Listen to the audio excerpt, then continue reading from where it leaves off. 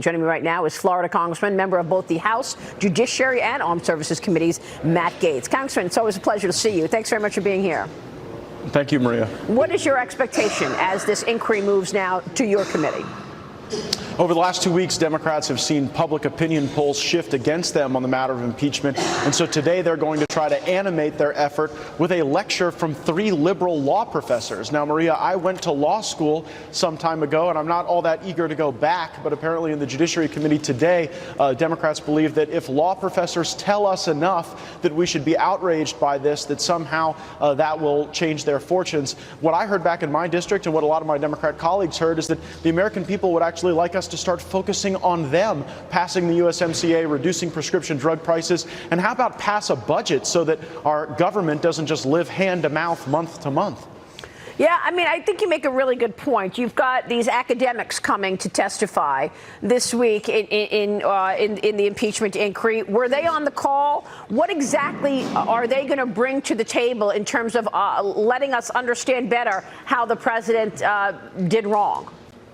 Well, over the last 2 weeks, Democrats really believed that there would be a groundswell of support for their impeachment efforts following witnesses. But those witnesses offered little more than their perceptions and conjecture. Very few of them had firsthand knowledge. The most firsthand testimony came from Gordon Sondland, who said that the president directed him specifically, that there was no quid pro quo and the president wanted nothing. And so since the fact witnesses didn't work out for Democrats, they believe that, I guess if they make us all feel bad enough with lectures from professors, that somehow that will reorient how the country views this process. I think that's very ambitious and perhaps foolhardy for my Democrat colleagues, but nonetheless, it will be sort of the law review coming to life in the House Judiciary Committee today. So the Democrats are saying that the impeachment inquiry could go beyond the allegations involving Ukraine now, with some Democrats looking at possible charges of abuse of power and obstruction of the House investigation. Here's Texas Congressman Al Green weighing in. Watch this. Got to get your reaction.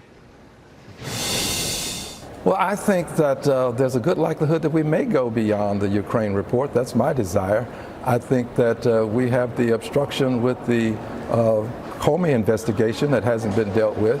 And I also think that the abuse of power with the Ukraine report is something that will be looked at. By the way, there was also the obstruction, and is the obstruction of the congressional inquiry. That has to be a part of it. What do you think about that, Congressman, and also the fact that they want to go back to the Mueller report and see if there are things that they missed back in the Mueller report as well?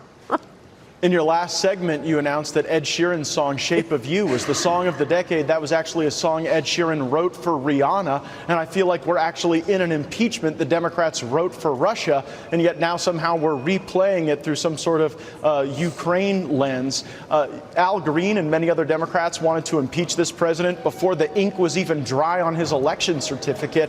Now you see that coming to fruition because, as Representative Green and others have said, Democrats do not believe that they can beat Donald Trump in the upcoming election, and so they're trying to impeach him in the halls of Congress. And that's a pretty offensive thing for all the Democrats out there running for president. I guess Nancy Pelosi and Adam Schiff don't have enough confidence in them to motivate the American people to vote for them, so they're trying to undermine our democracy and rob the American people from the choice to choose our own president through this impeachment process on the Ukraine, which seems to be losing steam by the hour. Yeah, and I'm just wondering if part of this is to sort of muddy up the waters as we are awaiting literally a criminal investigation from John Durham into the origins of the Russia probe back in 2016 and the upcoming IG report. Justice Department Inspector General Michael Horowitz is expected to release his report on Monday, December 9th. It appears 2 days, then he'll appear 2 days later for testimony with the Republican-led Senate Judiciary Committee. So what are you expecting from the IG report?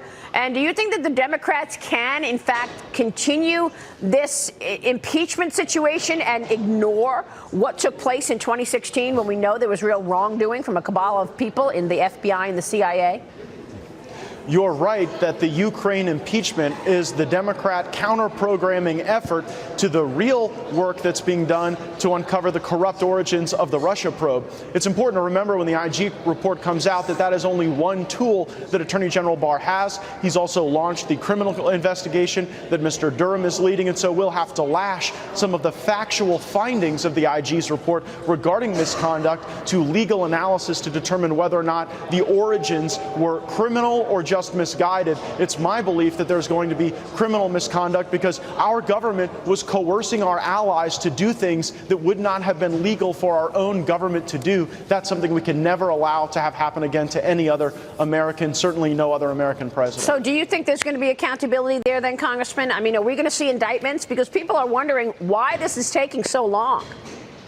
Well, Andrew McCabe should have been indicted, but it's my belief that a Washington grand jury just didn't want to do it. And so it's sort of hard to predict who a D.C. grand jury will indict because you're fishing within the swamp for your efforts to try to cleanse the swamp. Yeah. I do believe that the Justice Department is pursuing criminal action against those who they believe were involved in the launch of the Russia probe. And I believe that because the Durham endeavor started as an administrative review, it is now a criminal investigation that necessitated some sort of catalyzing event which demonstrated criminal intent. That's the very criminal intent that House Republicans have been pointing to since the beginning of this crazy Russia charade. Yeah, I mean, it's a good point. If there weren't reasons to believe there was criminal misconduct, they wouldn't have turned it into a criminal investigation. You're right. Congressman, it's good to see you this morning. Thank you.